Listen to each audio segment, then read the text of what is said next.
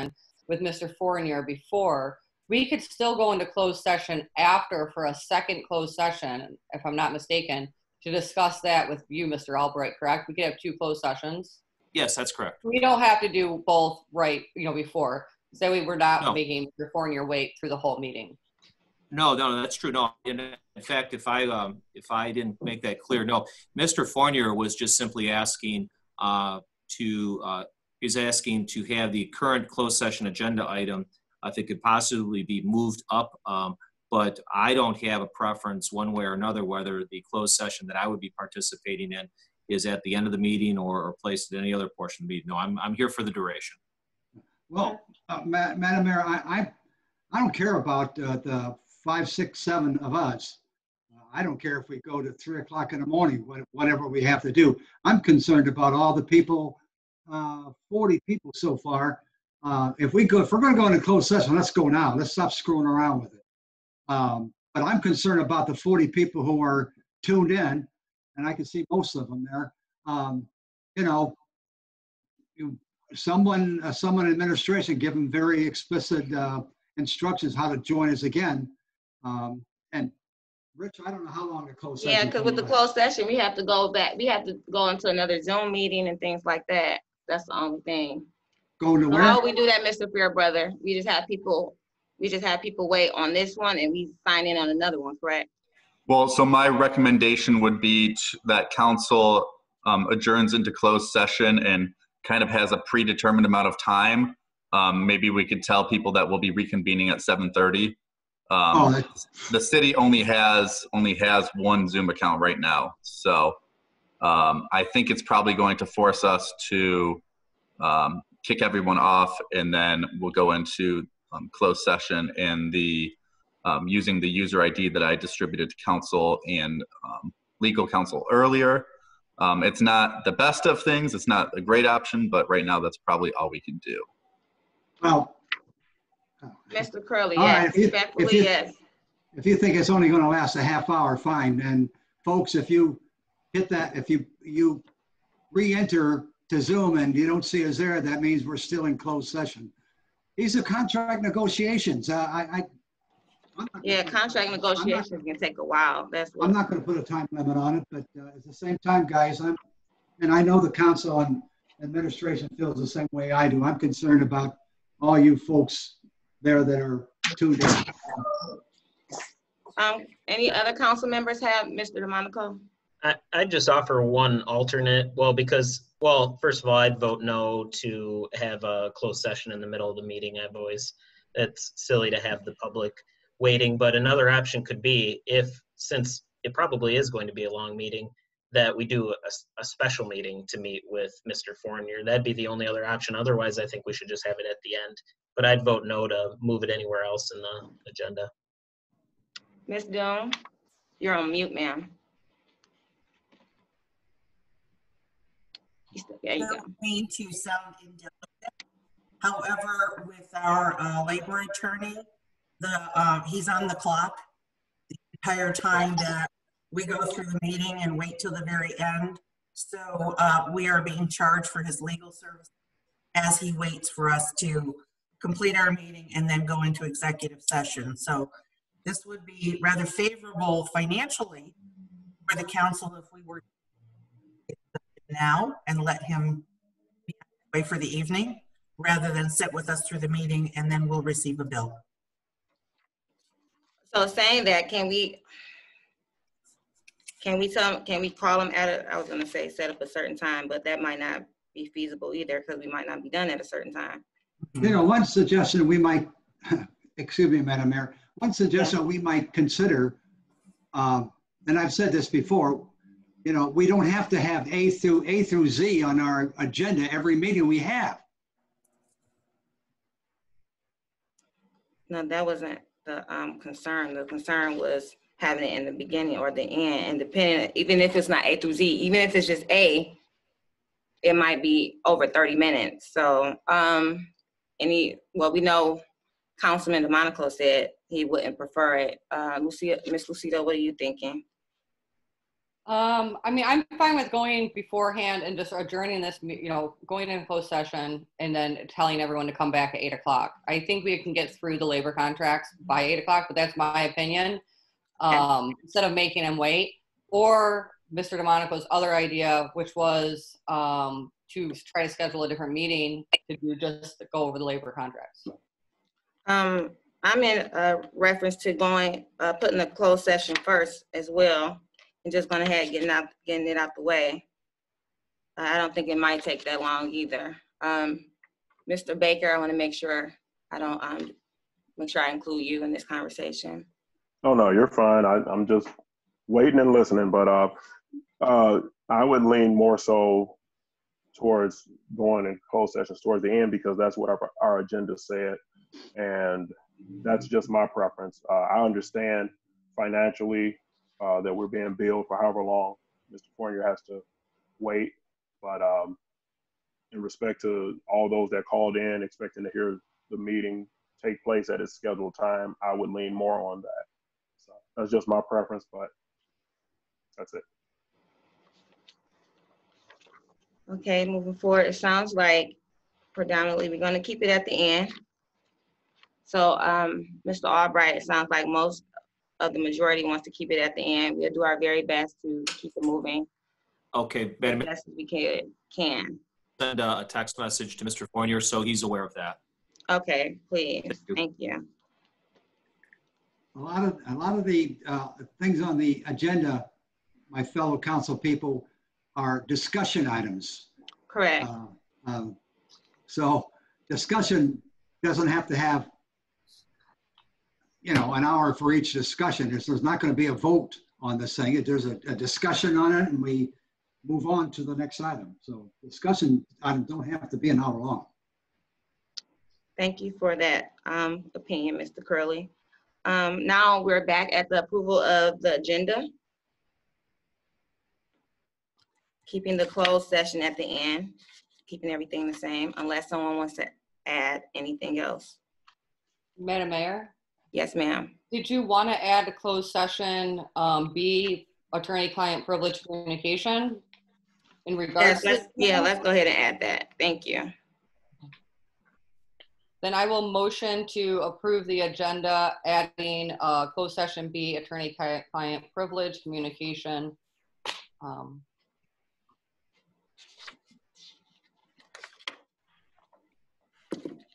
I would support that.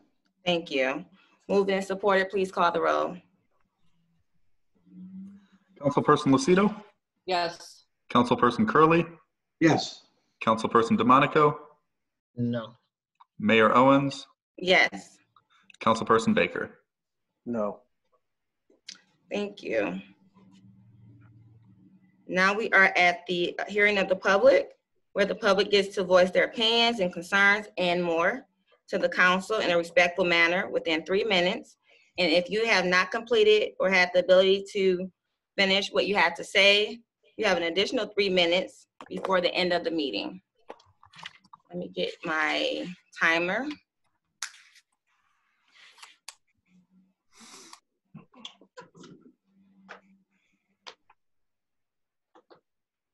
And reset it.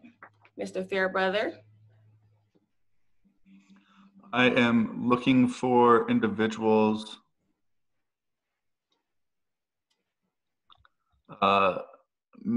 Michaeline Buchak wants to speak. I know she's got a comment in there. Okay.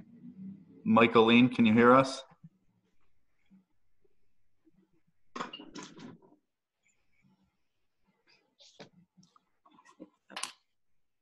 Oh, now she says she doesn't want to speak.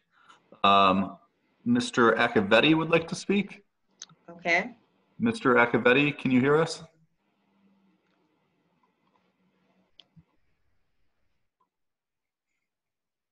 You're muted. You're on mute, sir. You're on mute. There we go. Good evening, Mayor and Council. Thank you. Frank Accavetti, Eastpointe resident. I wanted to thank the council very much for all their work on Ordinance 1183 and 1184. And I also want to thank the Planning Commission for all the work they've done. It seems like it's almost been 2 years since this process started. And very grateful for the ordinance as it has been written.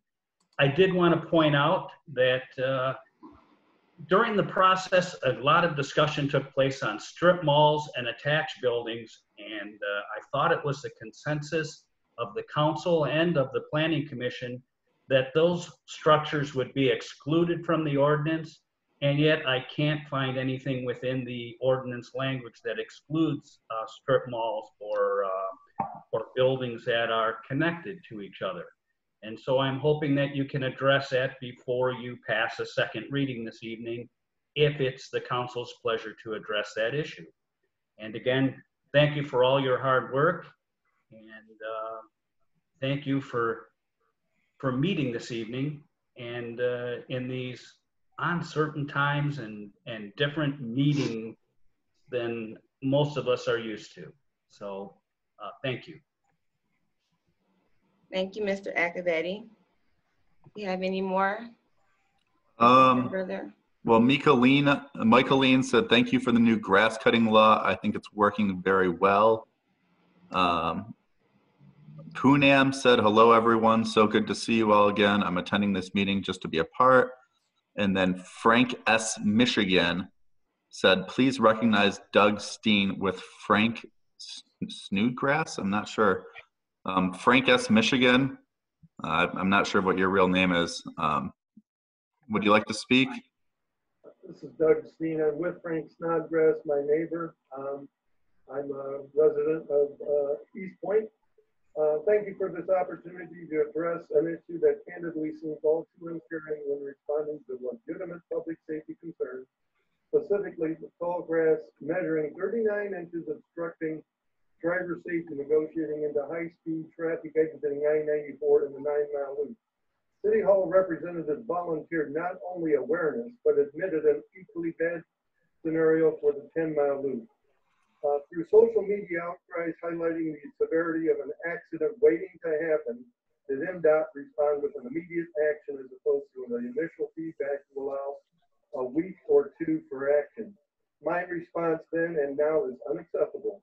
That if these high traffic regions are not already designated by Governor Whitmore as essential for the protection for public safety, then she has a decision to make that, God forbid, a second wave of COVID-19 arrives, either designate as essential or ban public driving in the interest to protect city, state of liability lawsuits. Acknowledgement to Public Safety Director George Rubin and a big assist to Michigan State Police Trooper Rory, who were able to light a fire under a lax MDOT, whose weak excuse was based on COVID-19 considerations, thus placing the driving public at high risk of severe injury or death. Seriously? Equally disturbing is the lack of cooperation citizens experience when calls to City Hall departments choose to place the burden back to the caller, voicing a serious safety concern. Lack of the initiative to forward these community concerns to responsible agencies rather than pass the buck back to the citizens, instructing citizens to redirect their concerns to either Macomb County or MDOT, once again, frankly, is unacceptable. The following 3-step action plan is submitted for future City Council endorsement. Your implementation, I dare say, will allow Eastpointe, St. Clair Shores to demonstrate leadership action, potentially instituting revised practices statewide to betterment of public safety. In closing, COVID-19 was not even a consideration when similar safety concerns were submitted in prior summers in these same regions. Proposed action plan. The mayors of delegates within St. Clair Shores, Eastpointe be appointed to bring forward a more responsive effort addressing how agencies within their individual departments process citizen inputs for public safety concerns, i.e. no more passing the buck. 2, determinations of permissible grass height be clarified within MDOT zones where necessary to avoid the obstructed views, i.e. less than the 39 inches measured, but no doubt taller than the residential requirements of 6 inches before issuance of a violation. And then educate the city employees who interface. All right, sir, your time is up, Mr. Michigan, but if you would like to finish closer to the end of the meeting, you can. Also, in addition to that, what you just read, if you want to email that to us so we can remember all of what you said and address it, that would be very helpful. there was only one third point, I can, I'll just allow the email to address the third point there, and I thank you for your time. Yes, sir. Thank you for taking time out to voice your concerns and your opinion. Thank you so much. Thank you. You have any more, Mr. Fairbrother? I can't hear you now, Mr. Fairbrother. Chris Ayulo would like to speak. Chris, can you hear us? Yes, I can. Can you hear me? Yes. Yes. Oh, good. Yeah. Good evening. My name is Chris Aiello. I'm an attorney in the cannabis field. It's good to see everybody looks healthy and safe. This is a journey of approximately 2 years. I've had the opportunity to sit on almost every planning commission and almost every council meeting that led up to this point. And I think there's just one definition that's lacking in the ordinance, and that is an issue with parking. I can report, as I have reported factually back to the council and planning commission on numerous occasions, because I'm active in the cannabis field, active in representing clients statewide. So I have 2 clients, one that opened up in Ferndale in the last 6 to 9 months, and I can share with you the parking requirements. So yesterday they saw 375 people in a predominantly medical market in one day. Eventually, once this gets to recreational, you'll be seeing 500 or more drive-ins into these businesses. Make sure that you don't take up public parking for a private use, nor should you allow off-site parking for a private use. If you do that, and you do it along Kelly, you will have every business owner screaming at you from 9 Mile to 8 Mile on Kelly, because the customers for these stores will be parking in the street because there won't be enough room. Unfortunately, in the infinite wisdom of the legislature, they barred drive-through windows years ago. I don't know why, because they are desperately needed at this time. So as you move forward in your legislative process, be very aware that if each site in their application does not have enough parking and is relying on public parking or off-street parking, you are doing the citizens of this city a huge disfavor by allowing that business to operate at that location. Just tie it into some other part of your spacing requirements, your parking to a retail or a high office use. But in your marijuana ordinance, in your regulatory power, you have the ability to exclude public parking and off-street parking if you use it as an avenue to protect the citizens of Eastpointe. And it's been a long journey, and I hope it gets concluded tonight. Thank you. Oh, one more comment. The selection process, we've had an opportunity to discuss this on numerous occasions. I've shared my views, and there's another lawsuit that just got filed in Macomb County last week against another Macomb County city. So beware on how the selection goes. Stay away from the review committees if possible. Thank you, sir. Time is up. Thank you very much. Anybody else would like to speak? Yes, Mandy would like to speak. Mandy, can you hear us? I can't get a chance to speak. Yes, I can hear you. All right, the floor is yours. Hold on, let me. I would like to thank Elke Doom for sending them out about the grass on Veronica Street again. It's once again up there, so I'll send you an email. I was traveling down 9 Mile by 94. There was actually a resident out there that was with a weed whip cutting down some of the tall grass so you could see. That was last week one day. And I would also like to say that every time you have a council meeting now, you're adding and adding and adding to this list. And for the council members that said, put it to the end, I really appreciate it. Many of us are up early in the morning, and we don't want to be on here till 10, 11, 12, 1 o'clock in the morning, listening to some of the things that, and you spend too much time on discussions on many of the things like Harvey said, just going back and forth with it. I think you need to add things and follow the rules of when they need to be added. Every council meeting, you're adding them, at the council meeting. It shouldn't be done like that. We're supposed to have it by Friday so that we know what's going to be on there. And then you come with 5 or 10 things on Tuesday to add to the meeting. You need to stop it and follow the rules. Thank you for your time. Thank you for your comment. Next, please. This is Susan Stefanski from SEMCOG. I apologize. I don't think my chat went through. So, Yes, ma'am. You're being prompt. hi, everybody. This is Susan from membership at SEMCOG. I just wanted to say hello from SEMCOG. I know you have a big, busy agenda. I just wanted to encourage you to continue to our calendar for our webinars and our public service announcements. Those are all being archived right now, so you can see those from the end of March. I also wanted to let you know that the General Assembly is this Thursday. It's our the meeting we hold for all of our members 3 times a year, and that's again from 2:30 to 4 this Thursday. If you're interested in attending, we encourage you as a member. We value your membership, and thank you for your time. I appreciate it, and we look forward to continued work with you and providing member resources and services. Thank you so much for your time. Thank you for joining our meeting. You guys have did a lot for us since we've been a member with you for so many years. So thank you. And thank you. Yes, ma'am. Mr. Fairbrother? All right, Mandy's hand is still raised. I don't see any other hands. Would anyone else like the opportunity to speak? Then I believe, Madam Mayor, you can close the floor. Okay, we're gonna close the floor. We're gonna close the hearing of the public. If you would like to speak closer to the end, you have the ability to. So next, we're going to the approval of the minutes. Madam Mayor, Yes, sir. might I be able to have a motion for both of the dates at the same time? Would that be all right? Yes, please.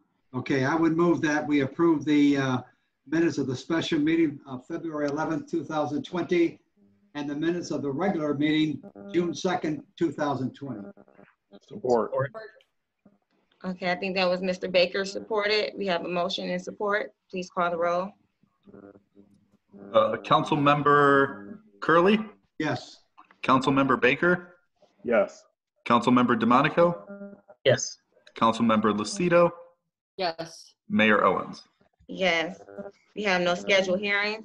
We're going to go to unfinished business, starting with item number A, disposition of remaining tax reverted properties. And we have Ms. Holman, who is our acting economic manager on Zoom tonight. Good evening.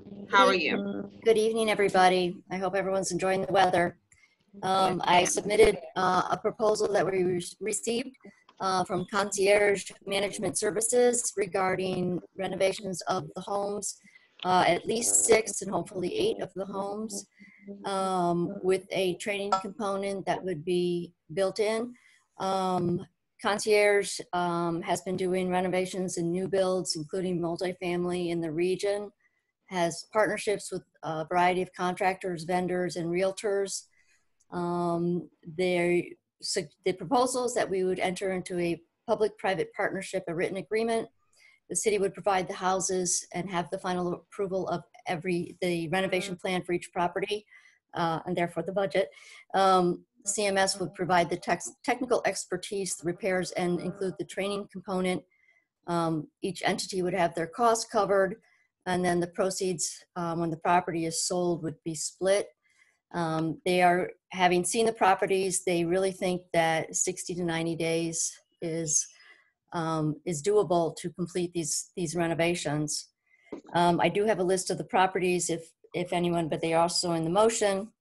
The training program, which is really the exciting part, would be individuals over 18 that can pass a drug test, a background check, and this is all due to insurance and liability reasons. It is suggested that we could do outreach to all of the local faith-based leaders to recommend applicants. CMS does have an application and vetting process in place. They are seeking grants already, state and other grants that would cover wages. There's a variety from anywhere from $1,500 per trainee to up to 50% of their wages for a certain period of time. Looking at starting these trainees without experience, starting them around $15 an hour and working them up as they get more experience. The obviously goal would be to continue this program in the future. The nice thing is that these individuals would have a chance to work with licensed contractors. They would have exposure to all aspects of construction to determine their likes, what they're good at. And then of course all my and PPE workplace safety training would be involved. And this would give them experience that is needed for future employment. I mean, this is sustainable, skilled trades that can travel the country and other places, lead them toward licenses and certifications and maybe even owning their own business in the other trades. So I'd be happy to answer any questions that the council members may have. I had a question, and I like the whole idea. Is there any way that we can, they said, reach out to the churches? Could you reach out to the high school? Some of the seniors who just graduated might be looking for experience or new jobs, and I think that'd be a good way to make sure that, you know, in this competitive workforce that they have our, we have their back on, you know, moving forward. You know, they just graduated, and it'd be nice if we can help them find a job. You know? Absolutely, Mayor. That's a great idea. We actually have two new graduates who are interns now in City Hall. I don't know if anybody knew that, but they are they're really excited to be working on a couple of different projects, and they're really proud of their city. So the high school is a great idea. Thank you.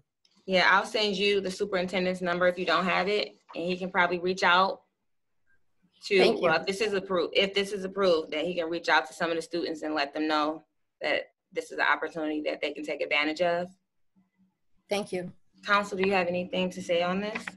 Yeah, Madam Mayor. Councilman Curley and then Mr. DeMonico. Thank you, Mayor. So let me understand this. Let's take the house on Cimarron. You had said that once they got through getting it up to where we can sell it, or they can sell it, any costs that we had in it from buying it from the county, and if we happen to spend any money in the building itself, we would get that back, and then CMS would get back what they cost and what they spent, and the remainder would be split 50-50. Is that right? That is correct. And we're really looking to position these houses to be sort of the best on the street without wasting any money. So for instance, Semro, the city, that one we actually also put on a new roof. So our total cost to date is just under $10,000. So that once the property was sold, we would get that, they would get their expenses. And then yes, the proceeds would be split. They actually really like that one. The team liked that house. It's a solid house, and it's an open concept, as they say on HGTV. All right.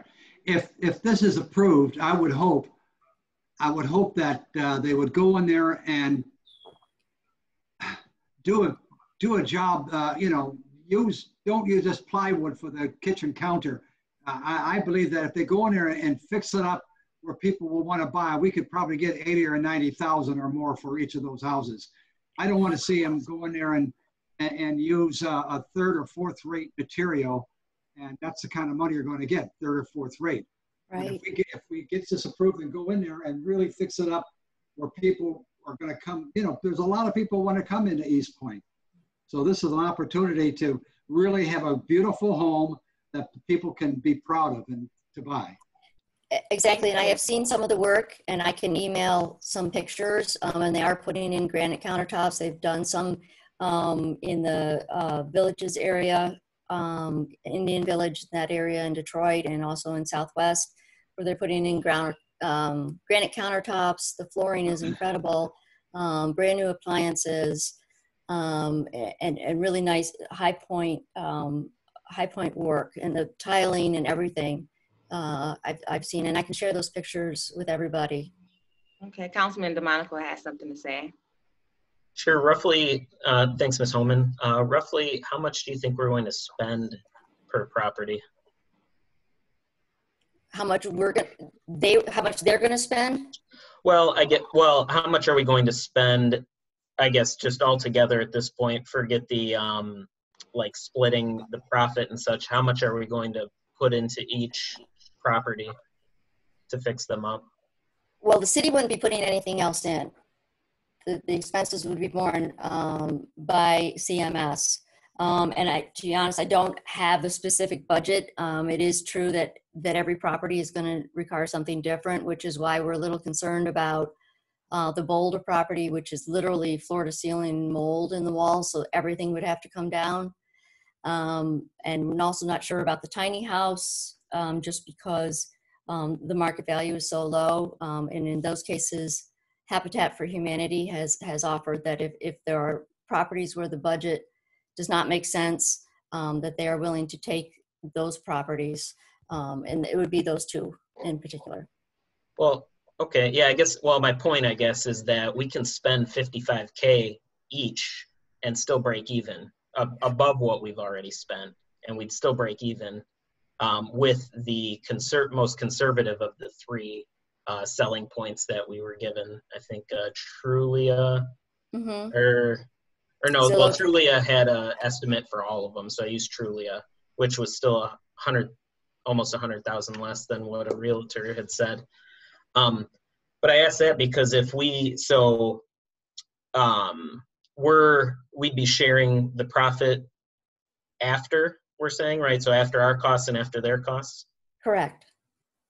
So if, say they spent 30 grand on each and then added our cost in, we'd be splitting like 212,000 altogether for all the homes. Yeah, I think, yeah. So they'd be getting 106,000. We'd be getting 106,000, essentially losing $106,000. And the more that they spend, I guess, the less that they're going to receive then too. Every dollar they spend, they're going to be losing another 50 cents, right? Because we're splitting the profit.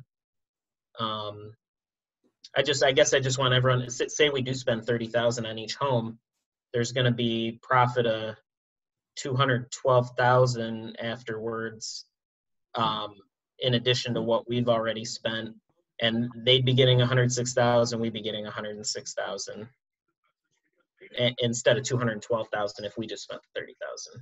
Well, if I may, my experience has been that contractors are quick to charge municipalities more than they would charge other entities, and we had that experience ourselves with a foundation company here in town. One of the partners in this entity was actually a project manager for a program out of the Michigan Land Bank when I was the director. And we actually came in under budget and before the deadline, and it was a demolition project. We were able to demolish, we saved about $1.1 million, and we were able to demolish another 110 homes beyond what was anticipated. So I trust their financial savvy, and that they are in it for the right reason to help, for all the stakeholders. Well, and I guess my other question would just be how do we ensure that a certain amount of Eastpointe residents are hired for this program? Or is there a certain amount, or can they just hire one and then they say they've achieved what they need to? Like, how is that going to work? It actually was going to be only for Eastpointe residents. The training program would be only. Right. But how do we ensure that it's like how many? I believe the goal is to start out with 5 trainees and ramp up. Okay. And remember, the city also has the final approval for the plan for each property, which would obviously include the budget. Okay. I don't know if Mr. Monaco is done yet. Yeah, for now. Thanks, Madam Mayor. Okay. Mayor Pro Tem Cito. So let's say they come to us with a final plan, with some plans, and we think that they should be doing more, like spending more money. to make these houses even nicer? Let's say we want to add things that they're not recommending. Like, how would that work? Well, I think that we have a really good group with Elke's experience, of course, Mr. Bloom and his financial savvy, and a couple other members of our staff. Of course, Ms. Van Haren and her expertise in the building. So I think that it's a good and reasonable group to get together and to make these decisions. I'm sorry, we do have Ms. Van Haren on the line. Would you like to say anything, Ms. Van Haren? Since you took so much time to stay with us, I would like to give you the opportunity to say something. Thank you, Madam Mayor. No, I think Kim has really got a handle on it, and while we've discussed it over the last few weeks, I think she's explained it real well. Okay, thank you. Ms. Lucio? Yes, ma'am. So my other question was too, because this is a world that we're unfamiliar with, is there any way we could just do give them 2 properties to do this project, but they still be interested in it, and then us move forward with the other 4 to 6, depending on the tiny house and the other one on Boulder that Kim mentioned might have too much, the one on Boulder might have too much damage. If we went just forward using our tax reversion policy that we wrote on the other 4, because we have not had an opportunity to try that either. So that way then we could try 2 with this organization and 4 going out, getting general contractors and, just seeing how it works by making 4 of those homes one of the nicest homes on the street, and really trying to improve our stock and our real estate here in the city. So would that be an option, Ms. Holman? So one of the requirements is that there be a minimum amount of work, a work period for the trainees. Generally it's 3 to 6 to 9 months. And if there's only 2 houses, then there's not enough work to keep them going over the time. And to add all this up, so we're looking for, like I said, at least 3 months of work, and the company thinks that they could easily get through the 6 in the 3 months. Ideally, we're going to get, fingers crossed, we will get vacant structures from the Macomb County Treasurer that they will proceed to foreclose on this summer, that then we can move forward. Again, I'm a little concerned about, again, procuring generally to contractors, because our prices come back, for the government, they come back so much higher. And I'd like to, Mr. DeMonaco, Councilman. Thanks, Mayor. My other item would be, I guess I think we still should bid this idea out if we were going to do this idea anyway, because how do we know someone wouldn't do like a 75-25 with us? I mean, say it only costs $10,000 to fix up all these homes, and then they sell for $20,000 more than we have here. That'd be like another $120,000 we'd be losing if I added that up right, like $240 altogether, and we'd be losing, $250,000 to do this program, then instead of just hiring people ourselves and doing it. So if we bid it out and someone said, hey, I'd do it if you give me a quarter of the proceeds and we keep 3/4, I still think it should be competitive, because anytime we have, it sounds nice, the public-private partnership, but really any contractor we work with is a public-private partnership. And I think it still should be competitive to use our tax dollars most wisely. Councilwoman Lucido. In my opinion, at this time, I think I would rather just move forward with these 8 properties, following the policy that we wrote. We've had many discussions over the last, 2 years about this and moving forward. We haven't even had an opportunity to try it. And I know that Ms. Holman said that, general contractors may charge the city more. And I would hope that we would go out for RFQ to make sure we get qualified contractors, and then we'd be able to maybe kind of get some competitive pricing from them also. Just because we only have 8, I don't think we're going to receive any this year because of COVID. So I think this is a good opportunity to try it with just the limited number that we have. I actually like both of you guys' ideas. Mr. Councilman DeMonico's idea of bidding it out, because you might have a company that might do the same thing. It might want not half, but you know, a lower percentage. And I also want to try this company as well. So I like what both of you have to say.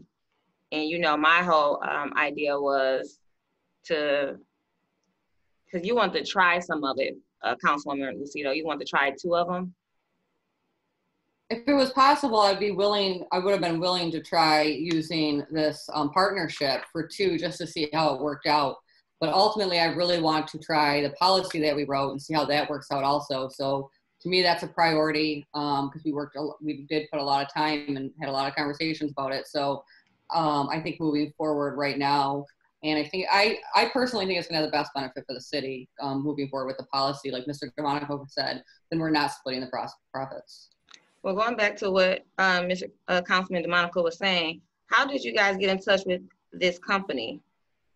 Is this I mean, because is it more companies like this that's out there that will do this at a lower rate? I mean, how did you come about coming up with this management company out of all these companies that are out here?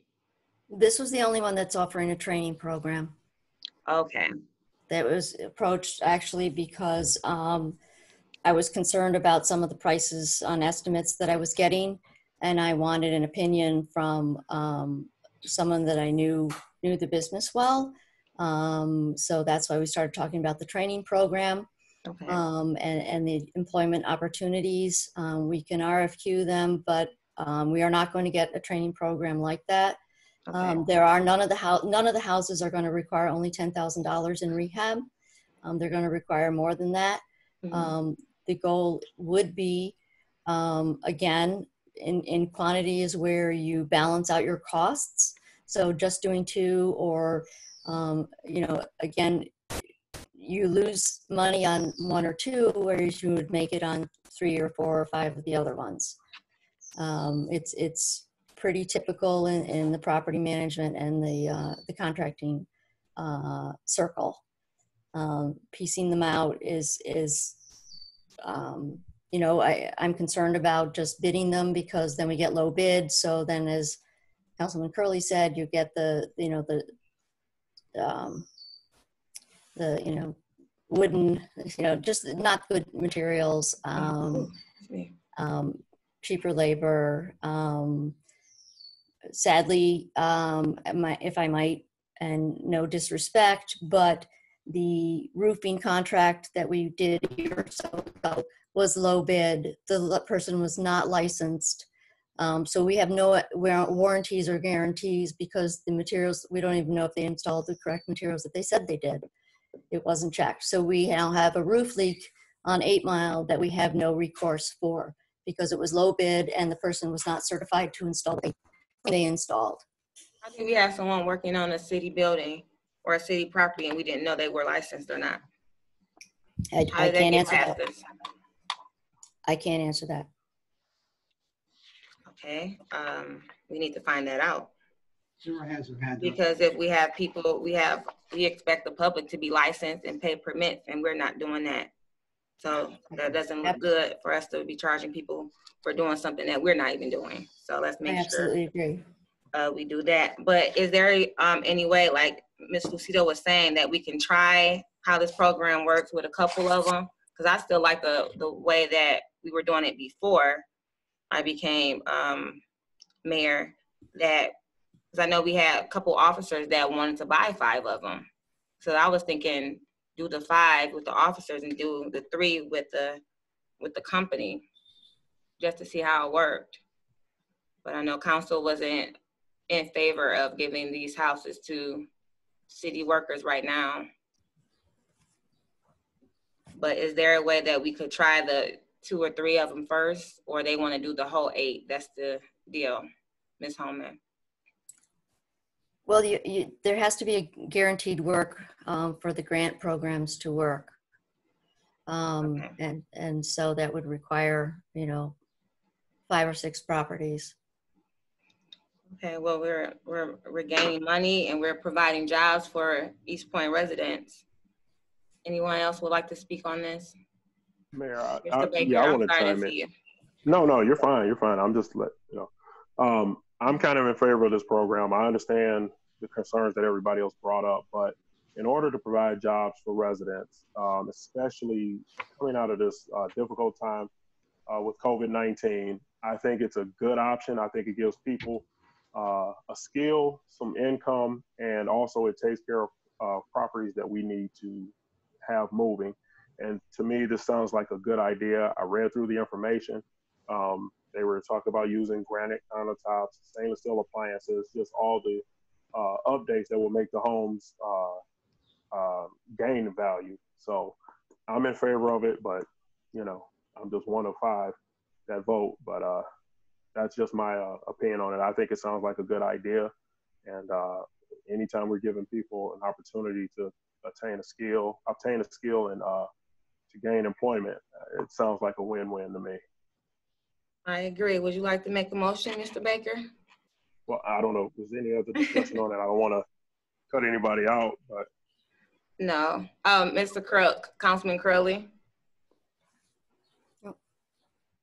You're muted. Can't hear you.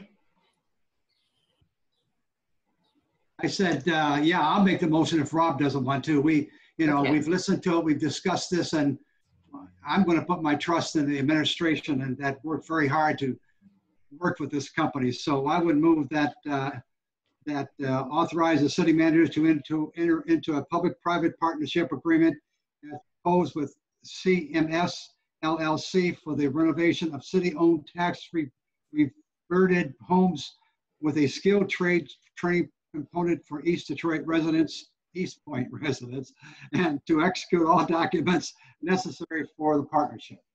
I'll support that. Moved and supported. Please call the roll. Councilperson Curley? Yes. Councilperson Baker? Yes.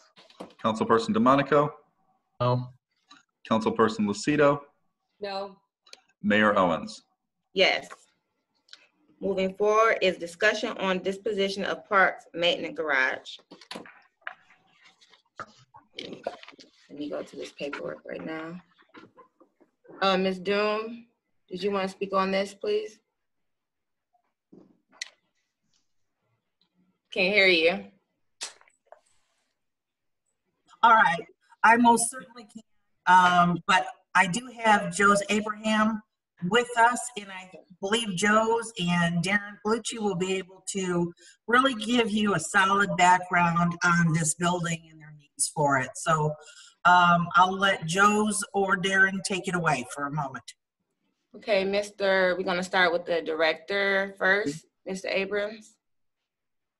Is he on there? Madam Mayor, respected council. Abraham, good evening.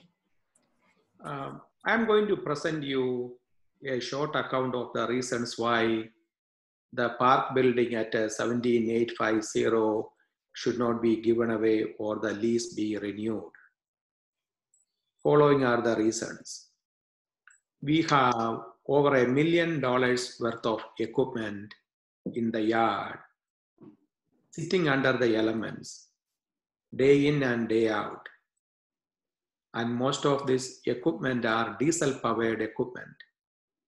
And then, as many of us know, the diesel gels during the inclement weather, especially during winter time, and it is difficult to start during the winter time.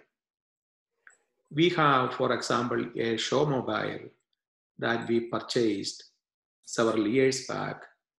It has been sitting in the yard, as you can see in the picture. Thanks, Darren, good picture. It has been sitting in the yard for all these years. And now we have to spend a lot of money to rehabilitate that showmobile because the exterior body is made of plywood and then sitting under the elements for the last so many years. It has deteriorated the condition and we have to spend a lot of money to rehab. That is simply one example. As you can see, several of our equipment got rusted. The snowplows got rusted. Each snowplow cost $10,000, as you can see from the picture. some of those snow plows got rusted and the equipment, the condition deteriorates and we have no place to park this equipment. If we have this building, this will be the best bet for us to park this equipment and vehicles and protect the interest of the city, protect the money we have, and then thus save the interest of the city. The second reason is that there are 3 gates and 2 driveways to our property at 10 Mile. 2 gates between our office building and the garage are closed electronically at 4 o'clock, whereas the gate between the garage and the park building is not electronically closed. It is monitored by the contractor. We do not know at what time they open, what time they close, whether they close, we do not know that. We have a gas station or a gas pump and diesel pump. We have coal patch, salt, water and sewer repair materials, aggregate, sand, dirt, all this equipment, all sitting in the open yard. And it is anybody's guess as to what can happen to this equipment or the material, or even to the gas pump and the gas and diesel. During the winter time, we park some of our equipment in the garage, especially the open truck with the V boxes. We load that with salt so that whenever we have to deploy these equipment to handle snow, it is ready. So we park it in the garage building. In the morning when the mechanics come, they have to pull this open truck out of the garage so that they can bring the equipment for repair. And they waste considerable amount of time every day pulling it in and then pushing it out. That is not a good way to handle. The fourth reason is that this park building or the building at 17850 has an office space also. We are planning to hire a construction services coordinator to assist us in the inspection of construction project, and then also to review the plans and provide engineering drawing reviews and then various things, and then also a park maintenance supervisor. So if we have that office space available, we can house these staff in that building. The fifth reason is that the building 17850 is a Class A building of over 11,000 square feet. The market rate, the rental rate, I mean, is $1.25 or $1.10 to $1.25. It could go up. Even if it is $1.10, we can get $12,000 plus a month. So giving it away for simply a paltry sum of $2,300 is really a misuse of the city's asset, and then disregarding really our need, our department need, and waste of city funds. JJ Mitch, the contractor who is occupying the building now, is not the sole contractor of Eastpointe. He performs several assignments or several work outside city of Eastpointe, as well as to his clients within the city, and of course outside the city too. So I see no reason why we have to provide a building like this at our cost. Again, I repeat, at our cost. for a very meager, paltry sum of $2,300. The point I am trying to make is the city loses terribly and miserably by leasing the park building to a contractor, not only in terms of money, but also in terms of the damage caused to our equipment and vehicles. Based on the foregoing, I respectfully request that the park maintenance building at 17850 East 10 Mile Road shall be given back to the Department of Public Works and Service for its effective use and in the best interest of the city. Thank you, Madam Mayor. Thank you, Council. I have Darren Palucci, our DPW supervisor, also would like to make few comments based on his experience. He has been with the department of over 15 years. He has seen the waste. He has seen the equipment. He is the one who is using the equipment or our staff too. And then I request Darren also to make few comments, and then I will take any questions you may have. Thank you. Thank you. Good evening, Mr. Palucci. Thank you for joining us tonight. You would like to speak on this, please? We can't hear you. Here we go. Oh, we can't hear you. Can you hear me now? Yes, sir. Thank you. Perfect. Thank you, Mayor Owens. Thank you, Council. I believe Mr. Abraham covered a great deal on the topic.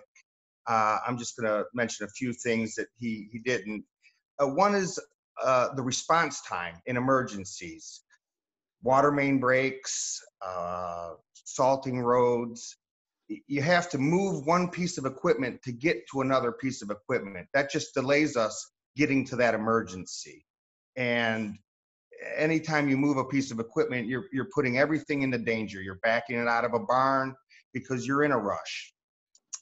I have been here 15 years, and I want to mention that at the DPW, we're slowly losing space, one building at a time. First was a cold storage when the salt dome was built. There was a cold storage there where we could park some stuff and it would protect it from the elements. We lost that when the salt dome was built, like I said. And then when we contracted the parks out, not only did we lose that building, but everything that was in that building, we had to find storage for it in our buildings. So we're slowly losing storage space, one building at a time. And I believe that getting it back would be a great help to the city and storing our equipment inside rather than staying outside all of the time. And that's it.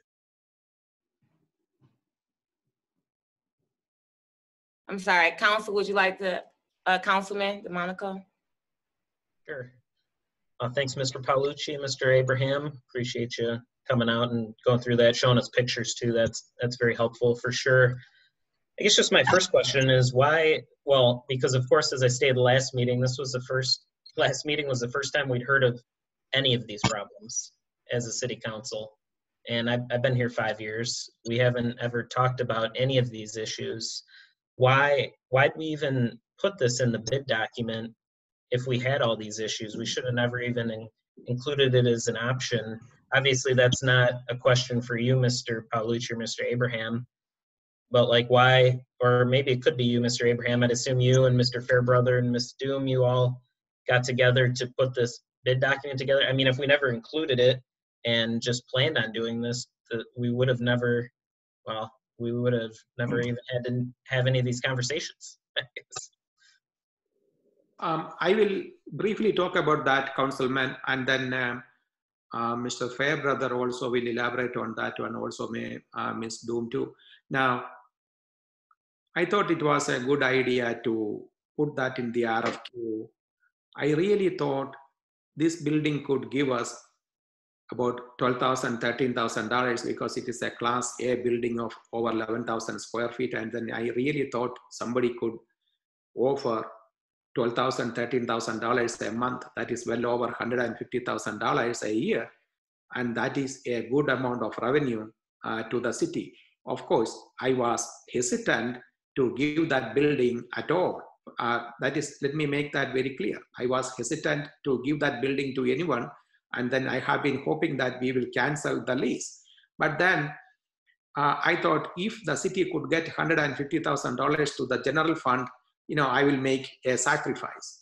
That means the lesser of the two evils. That means at least that much amount of money. So that was my idea of recommending that thought. And then I made that clear to Mr. Fairbrother too. So that was the reason I supported it.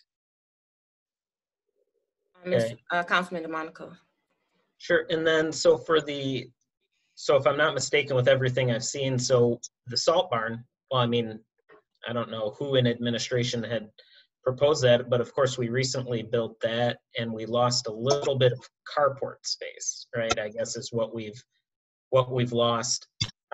I guess my bigger question then is, assume we do take the Parks building back for ourselves, between that and the heated garage, and maybe if we even built another carport to replace the space that we had before, is that enough room for all this equipment? Because you did show quite a bit of equipment. It doesn't, I'm not sure the Parks garage would even be able to house everything you showed.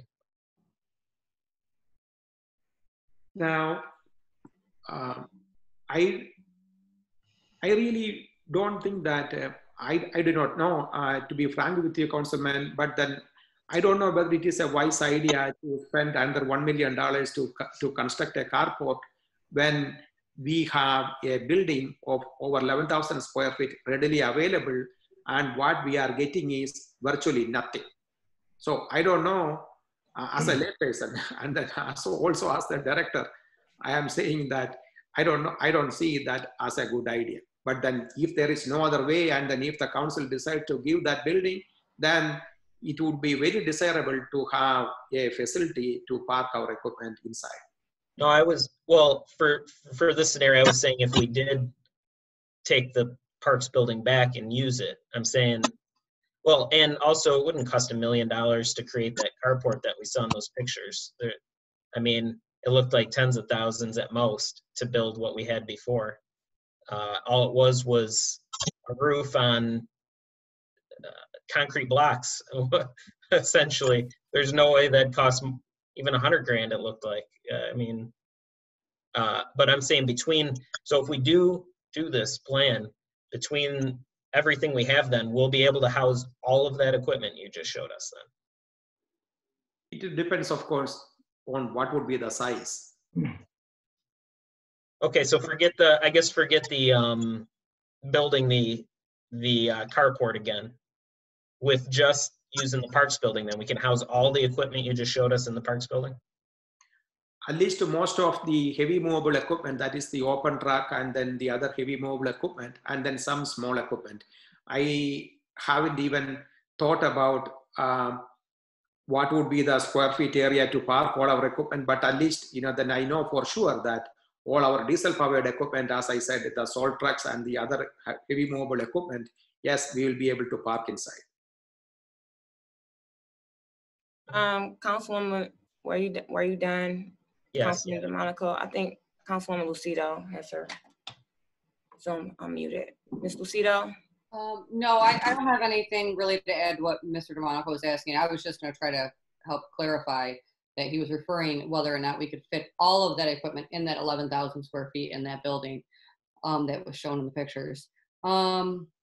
I did have an opportunity today to go there and tour the DPW yard again and, look around. And there is a lot of equipment, and I do agree that a lot of it probably should be stored indoors. I think that it will help the equipment to last longer, prevent damage from being done to it. So I do see the advantage with keeping the Parks garage. I also don't think the way with putting it in the bid, to me, it made us sound like we were offering it probably comparable to what, in the past years we've had charged for rent. So if we were to decide to keep the Parks Garage, my only recommendation would be to give JJ Mish a few extra months to find a new location before evicting them, because I don't think we have to be in a super rush. We've already had a lot of the equipment outside for 6 years. So if it's another, 3 months, I don't think it's going to necessarily hurt it that bad. All right, Councilman Curley.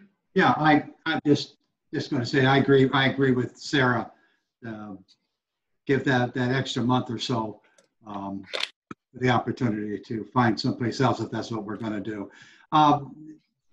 Did anybody happen to take a picture that, I know we have been over there when we had when we went together. Remember, we went to the City Hall and the police department and the library and DPW. I seen it then, but did you guys happen to take a picture of it to show us? I know you've seen all the equipment, but you didn't happen to take a picture of the inside of it, huh?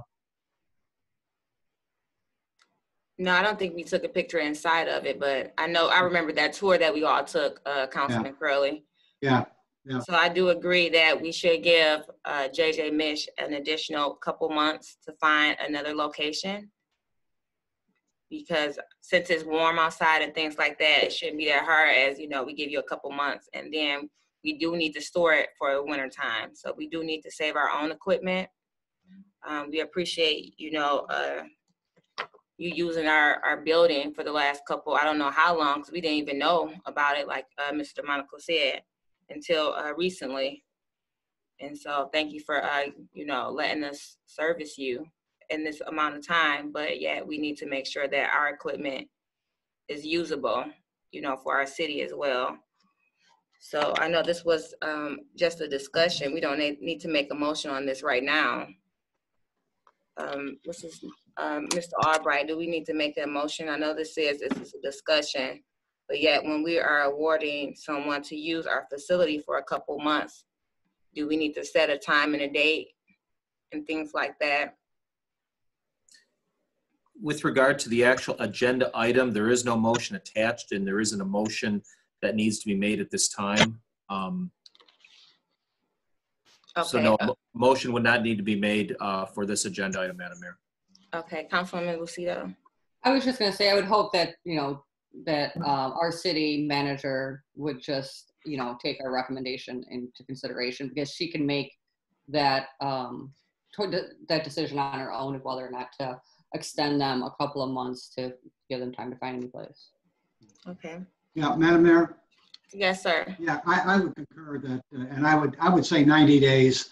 The city manager can control that. Give the 90 days to clear out what has to be cleared out of the garage. I think 90 days would be reasonable.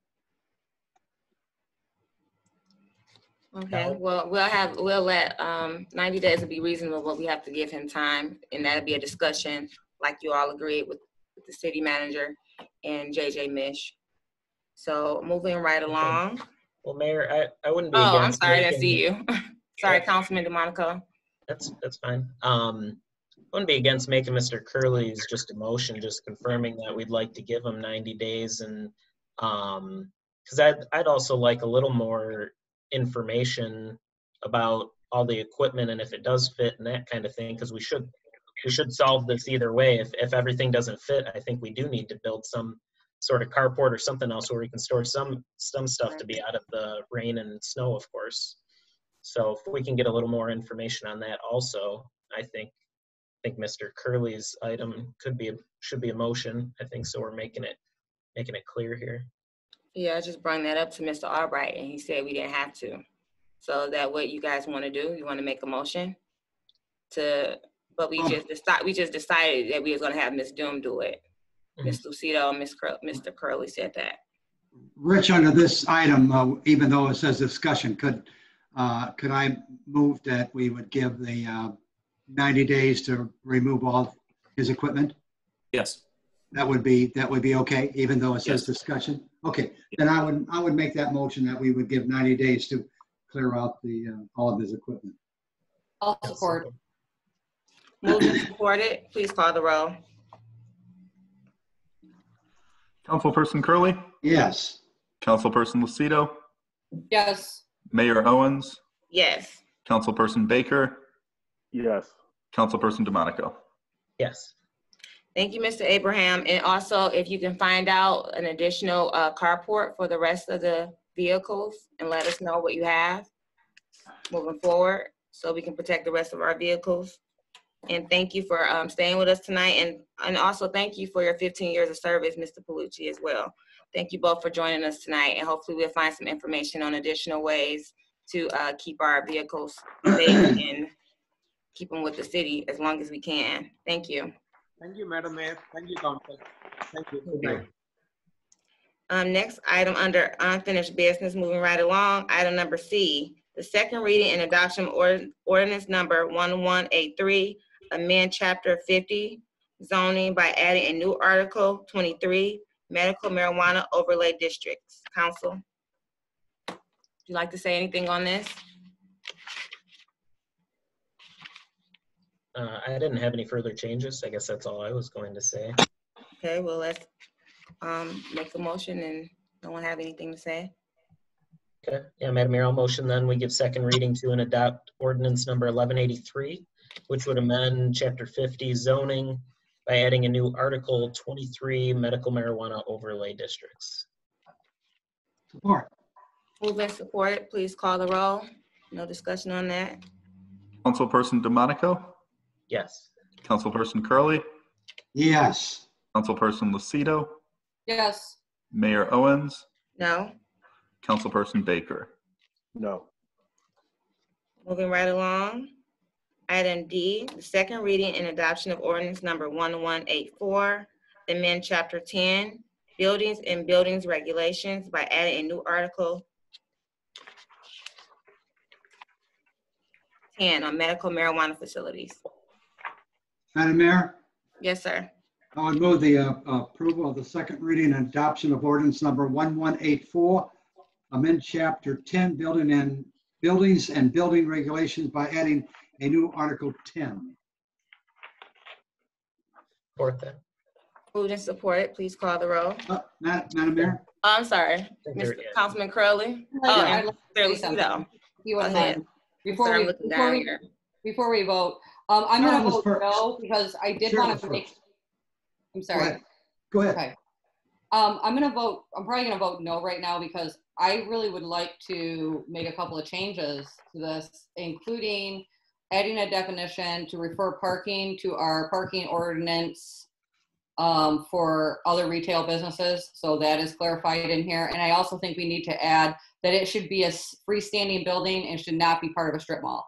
I do think those two things need to be added into this agenda because the planning commission, I know, was really set when I was on planning and we discussed this. They really did not want these buildings, these facilities in a strip mall. They wanted them to be independent facilities. So, you know, wouldn't be next to a restaurant or anything like that. So I think they put a lot of time and effort into that, and that was missed in this ordinance. And I think that it should be added back in. So that's the only thing I have to say. Okay. Madam Mayor? Yes, sir. You know, I'm always at the belief when one of the other council members have a legitimate concern that I certainly would go along with. And those two items that Sarah brought up are legitimate. And let's ask Richard how we can do this. Richard, Sarah thinks that we should add those things, and you heard what she said. Yes. How if we add that to this now, does this become? Well, you tell me, how would we vote on it if she made a motion to have those two things added into this, and it's supported and it had the votes? Would that still be considered second reading? Well, it is the ordinance that's before the council this evening has been subject to a first reading, which is in the current form, which contains the one change about places of worship. And so that was really the only change. So this ordinance is ready to be considered this evening for second reading. Now, if the council believes that there are additional provisions or language that needs to be modified, that certainly can be done. The question then becomes, how would the council like to do that? Would the council like to refer the matter over to the city planner and the city attorney's office to come up with language to that effect, or to send it back to the planning commission for further discussion with a recommendation back to the council? So that would, those are options available to the council this evening. Councilwoman Lucida. Yeah, Mr. Albright, I thought in one of our, and I could be wrong, in one of the proposed ordinances that was presented to Planning Commission in the past, I know this has been changed like so many times, that the language for the independent building was in here at one time. At least I thought it was. I thought you had added that in before, and in this draft it's not in there. But I mean, personally, I think just having Mr. Albright draft the language for those two recommendations, I think would be appropriate, because we have discussed this in depth, and I think he knows where all of our mindset is with it. So yeah, so if you want to go back and have,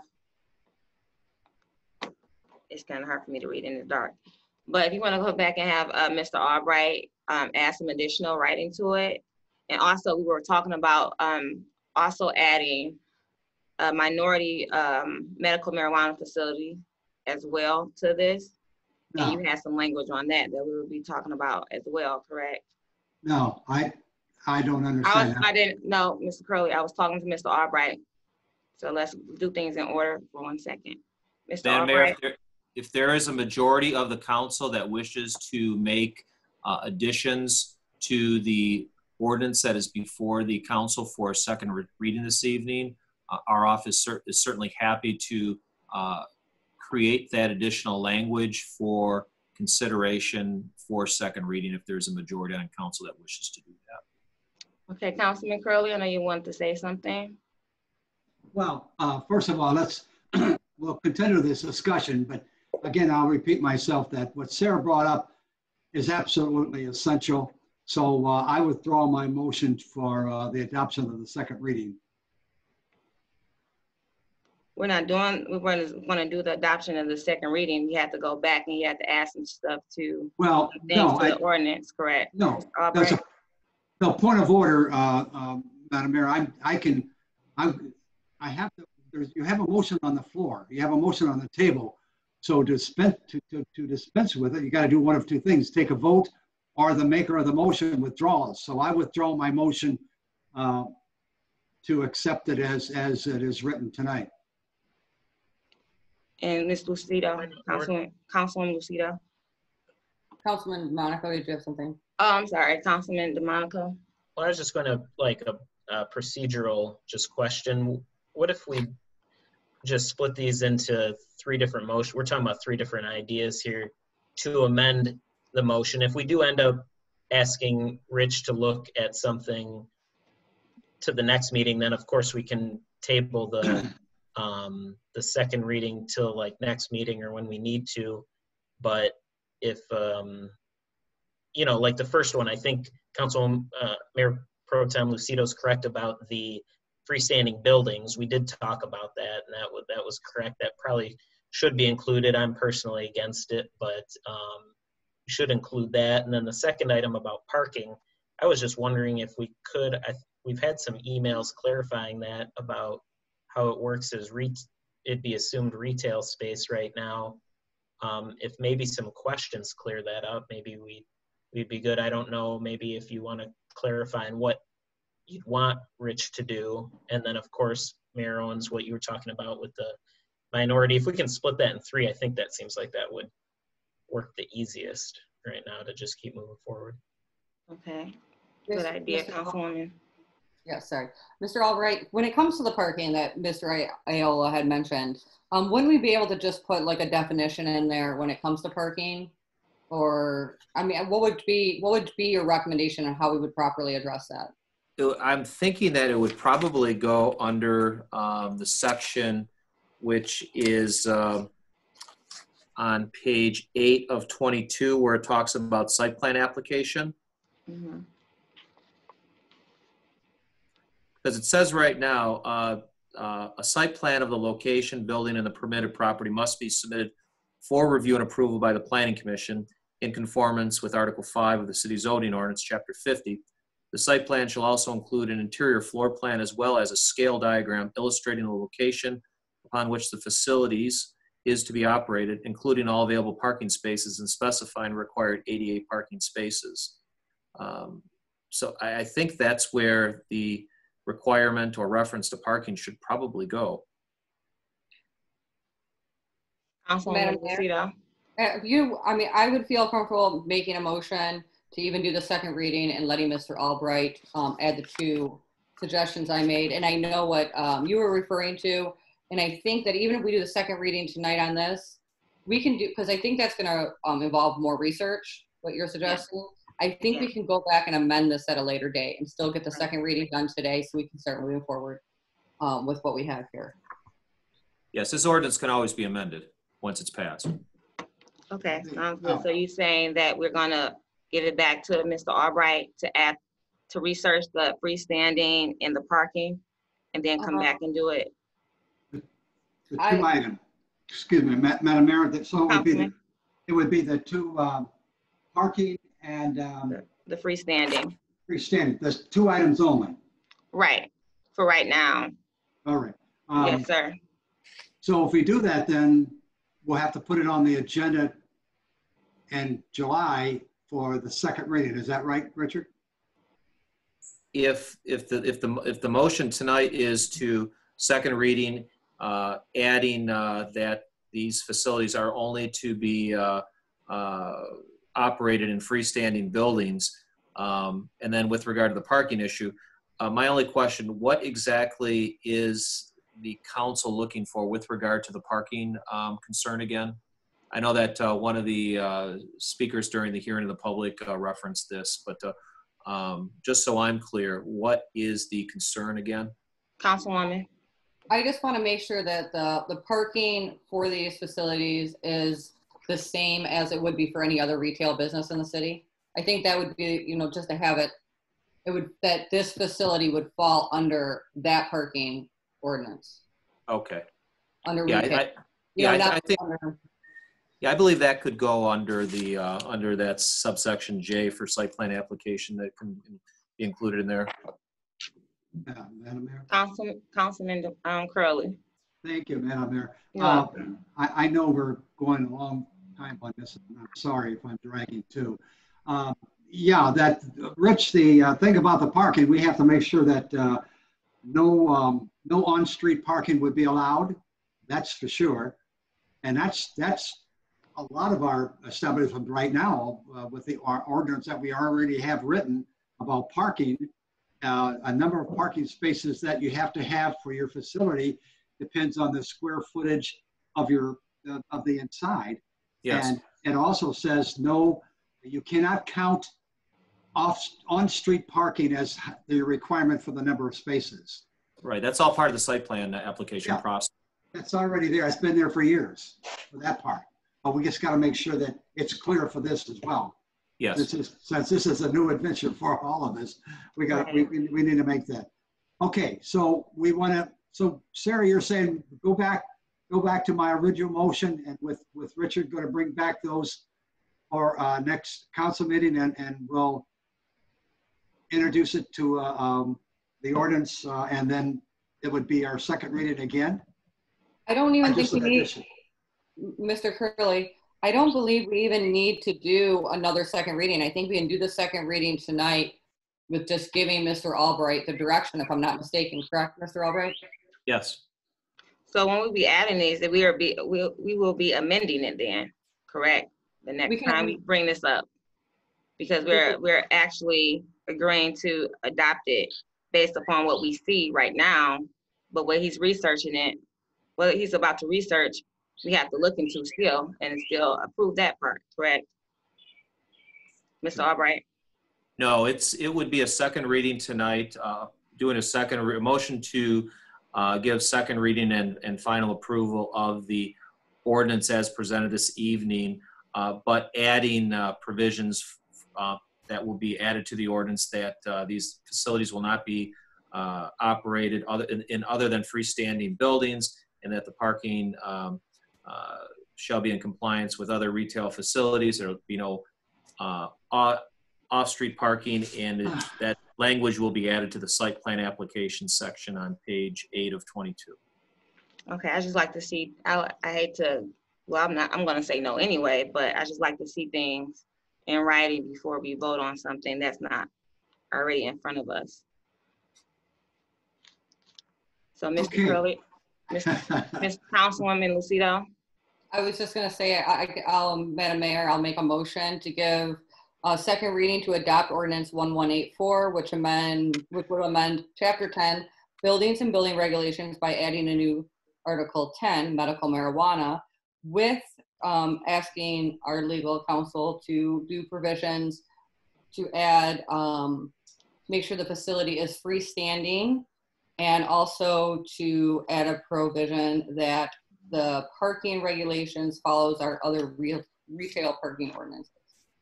Is that okay, Mr. Paul? Support. All right. Moved and supported, please call the roll. Madam Mayor. I'm sorry, Councilman DeMonico. Just ask a quick question, because I think Ms. Van Haren was maybe trying to jump in earlier too. I saw your hand for a minute. The parking,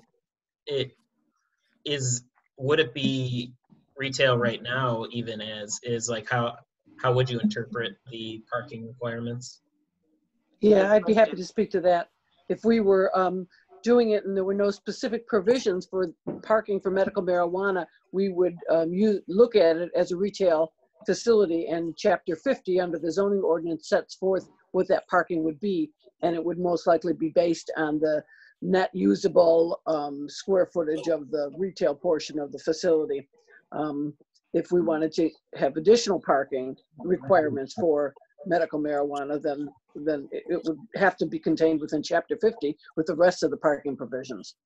Mary, that would be part of the site plan view process, wouldn't it? It would be, but I think that we'd want to, if we were going to require greater parking than regular retail, we'd want to delineate that in the zoning ordinance where the parking provisions are set forth. Councilwoman Lucido. Isn't that something that the Planning Commission could recommend later to make that change if we have it following the retail? Sure, but I have a feeling we're going to start getting applications in within minutes of approving this ordinance. And if we don't have parking provisions, we'll have to have a public hearing again at the Planning Commission to change the zoning ordinance. I have a question. It's like Councilman Curley had a question. Did you? No. Oh, okay, I had a question. Now, when you say retail and what a medical marijuana facility, it seems like it would be more traffic than a regular boutique or anything like that. So it's not a difference in parking that will be needed other than what is used in our current charter. And I think that our speaker earlier, Mr. Aiello, was certainly suggesting that it would require greater parking than a lot of facilities or a lot of businesses. And I'd probably want to have a discussion at least with our planner to find out what they might recommend for the number of parking spaces per retail or per square footage of the facility. Yeah, because it's a different type of retail. It's not the normal, for people going in to try on some clothes. It's additional traffic. It's high traffic, I would think. So sounds like it could potentially be. Yeah, that's what I'm thinking. Okay, thank you. Anyone else would like to speak? Any more council members? Okay, sir, Ms. Lucido, you made a motion? She made the motion and I seconded it, I think. Okay, call the roll, please, Mr. Fairbrother. Councilperson Lucido? Yes. Councilperson Curley? Yes. Councilperson DeMonico? Yes. Mayor Owens? No. Councilperson Baker? No. Okay, moving right along. Thank you, Ms. Van Haren. Item F, second reading and adoption of ordinance number 1188, fiscal year 2020 through 21, appropriations and tax levies. Madam Mayor. Councilwoman. I believe we may have skipped E. 1189. Yeah. 1189. Just the bylaws changed to Friday, that one. Anyone have discussion on this? No. Madam Mayor, I'll motion to adopt ordinance number 1189, which would amend Chapter 2, Administration, Article 2, City Council, Section 2.21, Bylaws of Council. Support. Moved and supported. Please call the roll, please. Councilperson Lucido? Yes. Councilperson DeMonico? Yes. Mayor Owens? Yes. Councilperson Baker? Yes. Councilperson Curley? Yes. Now we are going to do reports from administration, starting with our city manager, Ms. Doom. Madam Mayor. Oh, yes, ma'am. We still have to do second reading to adopt 1188, the letter F. Thank you. I'm rushing. That's okay. We all are. Look, I know, Councilman Curley, like, yes, let's rush. Okay, let's Keep go. rushing. Thank you. Keep rushing, Mayor. It's okay with me. Madam Mayor, I will make the motion. I'll make the motion if you wish. Let's do the second reading and adoption. Thank you, Ms. Lucido. Of ordinance number 118, fiscal year. I think I did F before I did E. So yeah, that's okay. Since we already voted on that, let's go to E. Let's go backwards a little bit and do second reading and adoption of ordinance number 1189. Amend Chapter 2, Administration, Article 2, City Council, Section 2.21, Bylaws of Council. Madam Mayor, I'm sorry. When I made my motion for E. We actually voted on E. Okay, well, let's go to F.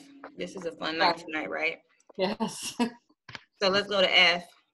All right, Madam Mayor. I think, because I read F. Madam Mayor. Yes, sir. I would move for the second reading to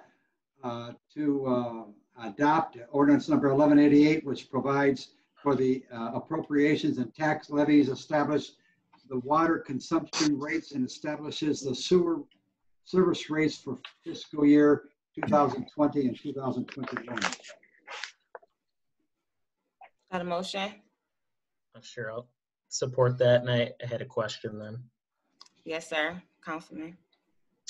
Because it was mentioned actually earlier, and I think I've heard from discussions today, we don't necessarily just vote to approve the budget. We vote to approve these appropriations and tax levies on this item here. Mm-hmm. It was mentioned about, it sounded like 2 new positions in the DPW, and I don't recall, and I don't see that in the budget anywhere. I didn't know what we were referencing back then when we were talking about that.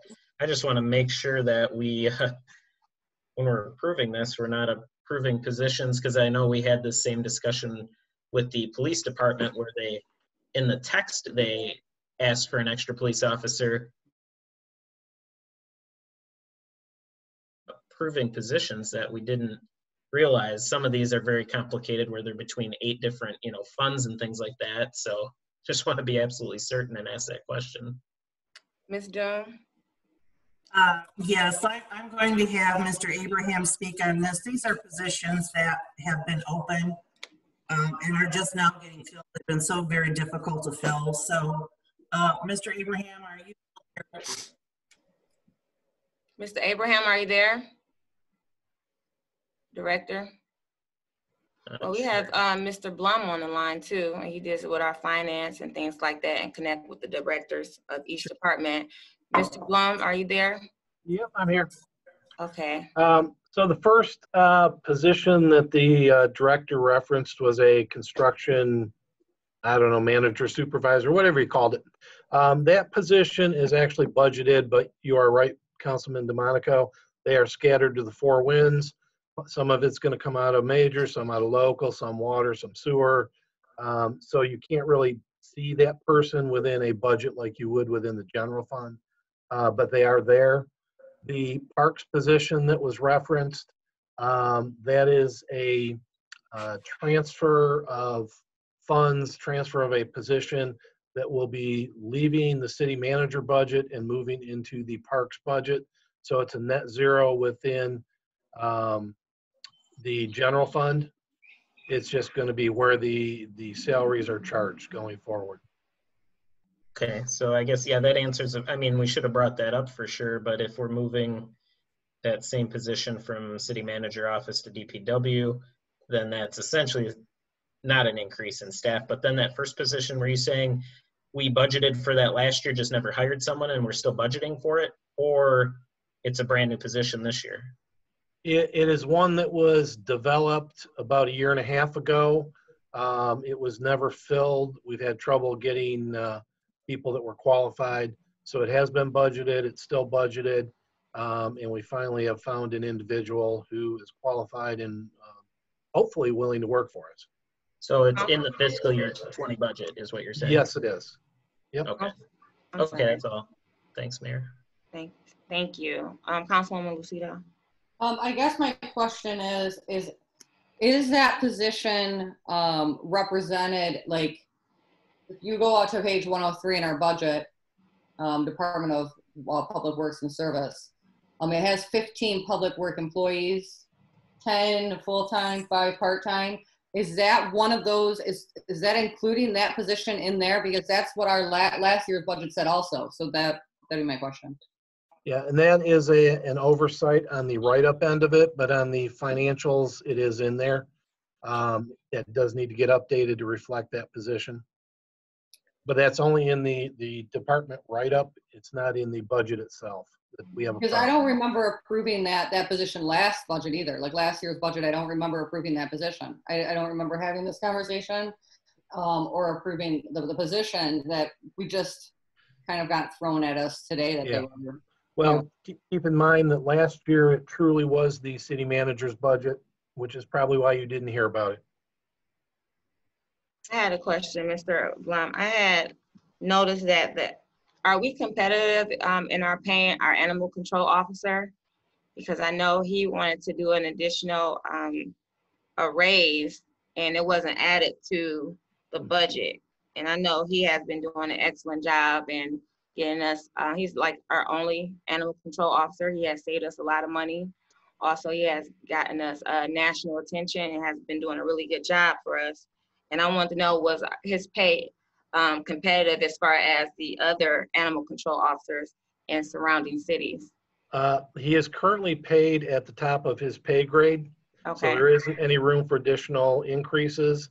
Our pay grades are based on cities our size. Okay. So yes, Sterling Heights is going to pay a heck of a lot more than Eastpointe can. Warren will pay a lot more than Eastpointe can. But if you look at the comparables to similar sized cities, he is properly positioned. Okay, well, if we do with other cities, are they just have that one animal control officer, just one, or? My understanding is Sterling Heights has 3 or 4 of them running around the city. Okay. And they all make more than our guy, but again, they have a lot more money. Okay, I want to just raise that concern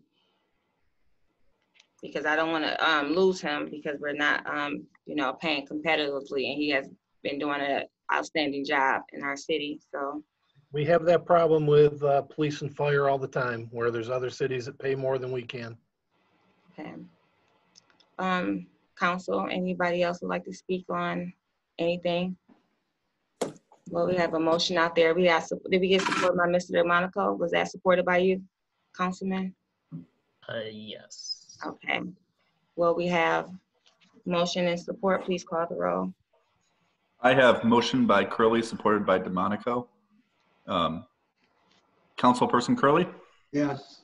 Councilperson DeMonico? Yes. Councilperson Lucido? Yes. Mayor Owens? Yes. Councilperson Baker?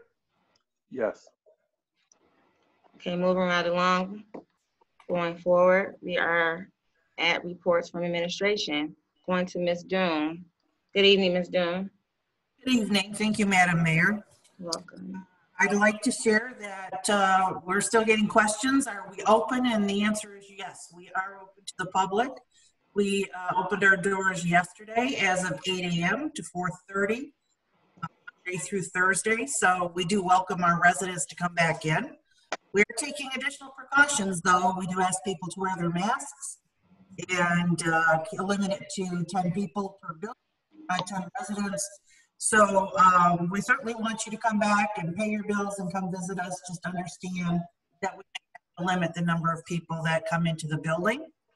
Another couple of questions we had is about the water bills. So I'd like to share again. March, April, May, and June water bills are payable without penalty through the 21st. Mr. Blum has shared with me that he will accept them through without any penalties, any late fees. So those watching, you still have time to pay your water bill without any penalties. So we are doing our best to get back to normal. You'll find that our parks are open, our restrooms, some are open, the rest will be open in the next day or so. And good news is we have, through various grants, federal grants, monies that are being distributed by the county to the various cities, we have nearly $500,000 coming to the city of Eastpointe for the impact that we have suffered from COVID. You know, we've had to lay people off, we've had expenses. So as Randy has expressed, it's certainly going to help the budget quite a bit. And I just received an email from the library. They follow the library consortium guidelines, and so they will be reopening to the public on June 22nd. And they'll also have a number of safety measures in place. The building is limited to no more than 34 people in the entire building, with a 2-hour limit per person coming in. They've separated the space between them for safety. So they'd like to get back to normal. By all means, please contact the library, go to their website. They have their reopening plan there in detail. And that's what I have for you this evening. Okay, thank you. Any questions for our city manager? I'm looking up, seeing none. Let's go to our finance director, Mr. Blum. Yes, Madam Mayor and Council. I also wanted to reiterate that we are open for business. Based on the number of phone calls we received, we expected a line out to the parking lot of people ready to pay with cash. That has not happened. It's actually been fairly quiet around here. So please, we are open. Come in, pay your bills, and we're ready to safely accept your payments. And that's all I have for this evening. Thank you, Mr. Blum. Any questions for our finance director? Seeing none, going to our city attorney, Mr. Albright. Thank you, Madam Mayor. Just a couple of things for the City Council this evening. Our office is still working on changes to the city's tattooist licensing ordinance. I expect to have something finished and ready for city administration review in the very near future. We've already talked about the legal opinion that was circulated this past weekend for the council members, and I'll be happy to answer any questions during the closed session this evening. I was surprised to receive Zoning Board of Appeals meeting agenda on Monday, and so that'll be the first meeting of the Zoning Board of Appeals, and it will not be conducted via Zoom. I was informed that it actually will be at City Hall this Thursday, beginning at 7 o'clock. So I'm looking forward to how that will go. And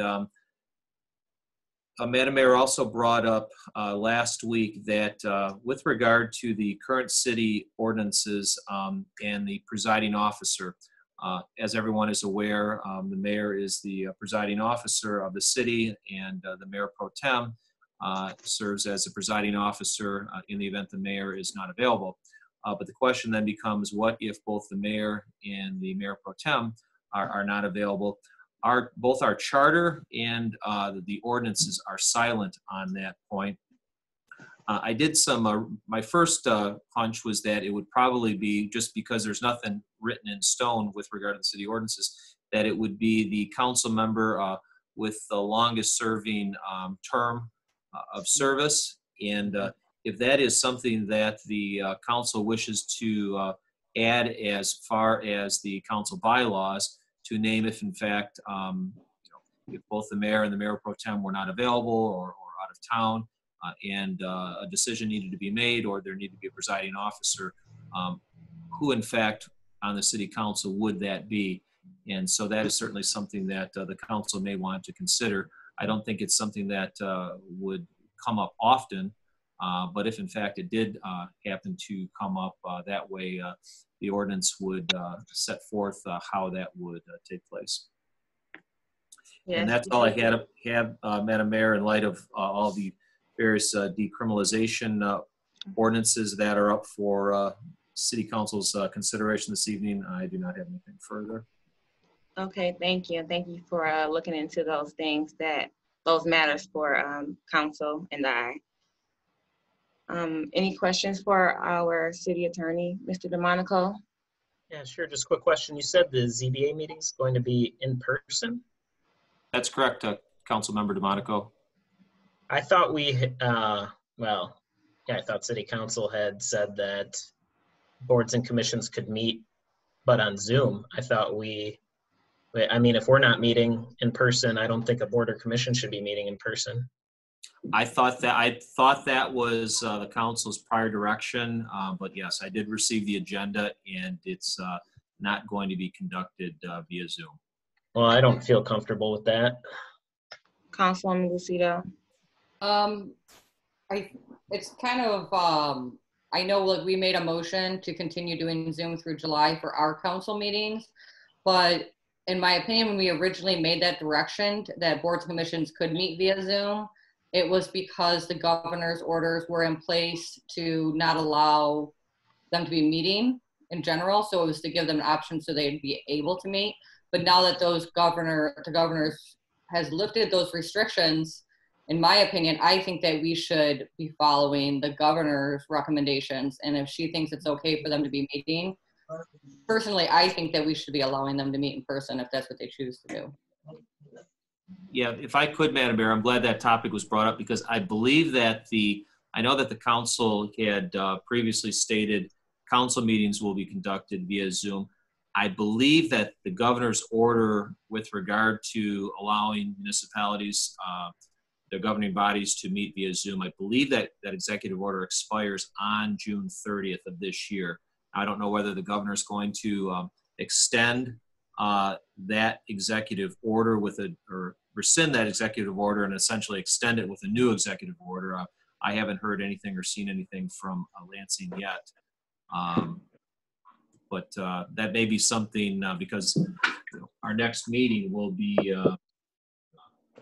in July. Was the ZBA meeting in June though, right? It's the fourth Thursday probably? It's scheduled for this Thursday. Yeah. Madam Mayor, Councilman Crowley. I would just hope that, I guess it would come from our city manager, that if they're going to have that meeting Thursday, that they've got to go by the 6-foot rule, that anybody that comes there must have a mask on or they should be asked to leave.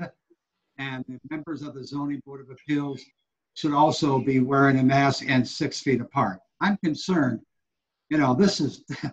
this virus is not over yet. And anybody that tells you that are crazy.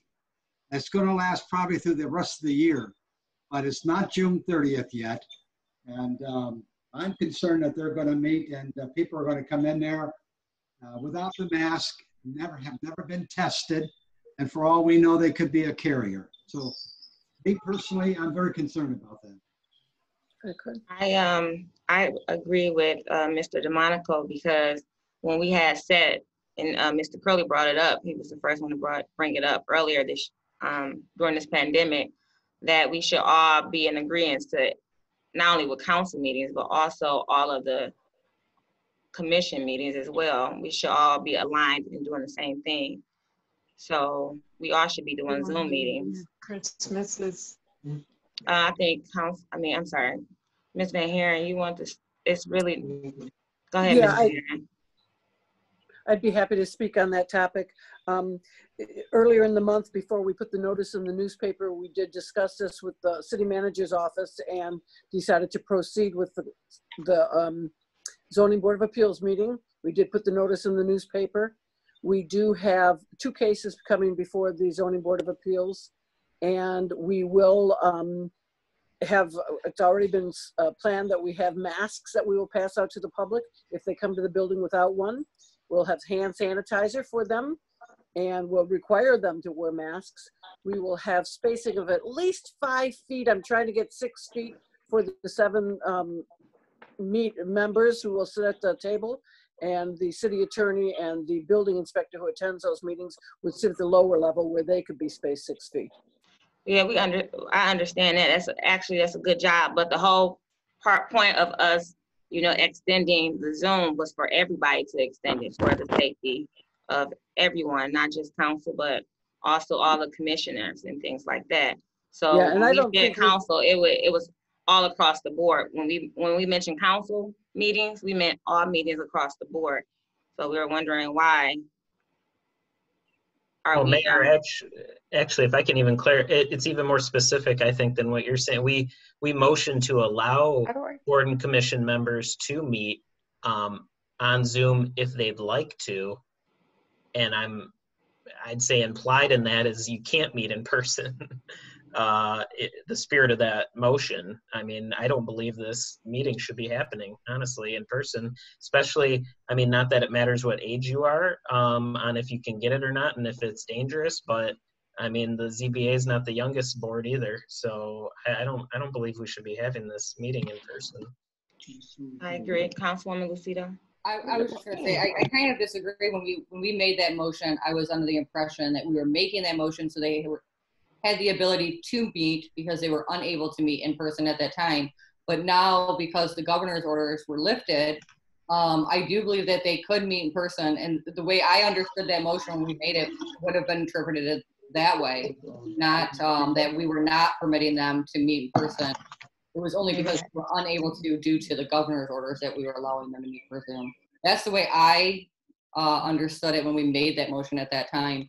And then the motion that I made at the last meeting for council to meet via Zoom for June and July, as long as the council, the governor would recognize those meetings being done by Zoom.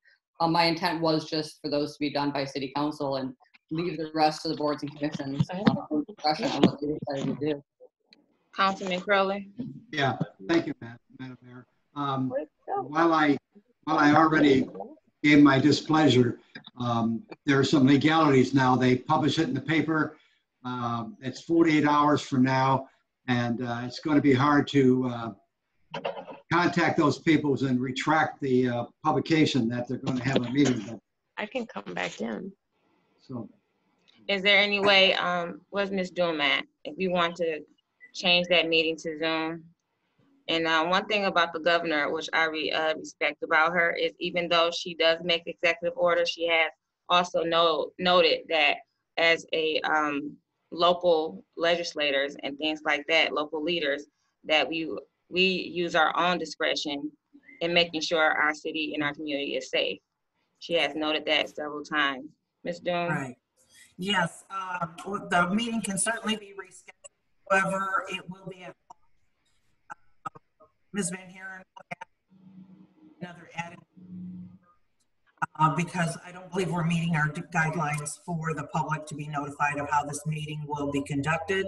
I will ask Rich to weigh in if we could insert a Zoom, at this point, or if Mary Van Haren would have to republish the meeting notice. Elke, it's Rich. You broke up there a little bit. I couldn't hear everything you're saying. Oh, that's all right. I'll try it again. It's my understanding that we go to a different format from in person to now a Zoom meeting. The question is, does Ms. Van Haren have time yet to still post that Zoom and add in the paper and reschedule that meeting for another time? You broke up there again. I think the question was, could the meeting be converted to a Zoom meeting only? That's one possibility, or does she need to repost? I think again. I think the city could do either of those alternatives. Okay. Except I don't think we'd get the members. I don't think we'd get a quorum if we were doing Zoom meetings, because a couple of the people I know don't even have email abilities, let alone Zoom abilities. Mary, Hey. Mary, I haven't, Madam Mayor, if I could, Mary, were either of those agenda items for Thursday's meeting, were those items that were like pressing, where they needed a response from the ZBA, or is this something that could be put over until July? Well, both of them are holding up construction projects Okay. if they're to be approved. Thank you. Okay, well, since we already spent the money for the advertisement and we already are prepared with masks and et cetera by Ms. Van Haren, we might as well go ahead and have this meeting since we already paid for it and advertised it and we have been prepared with masks and et cetera. So moving right along, any more questions for Mr. Albright? I'm going to do a 10-minute recess. Yay! Because we spent 2 hours just on unfinished business. And so we're gonna do 10 minutes and come back at, it's 9:03. Let's do 9:15. Madam Mayor, may I ask you a question before we go on a break? And thank you for the break because I need one anyway. If I may, Madam Mayor, and this is just a question, and I guess Rich would have to answer it. We have 1, 2, 3, 4, 5, 6, 7, 8, 9 items here, A through I, that needs a first reading. Rich, would it be not possible for us, and it would be up to the mayor to have us do it, but legally, could we combine all of those for the first reading? Or do we need to do each one separately because it deals with some different businesses, different items? Yeah, if this was part of a consent agenda, but I know the city doesn't have a consent agenda, but being that they are separate ordinance sections, they have different language. They're doing, okay. Yeah, they're doing different things. All right, I was just wondering. Never mind.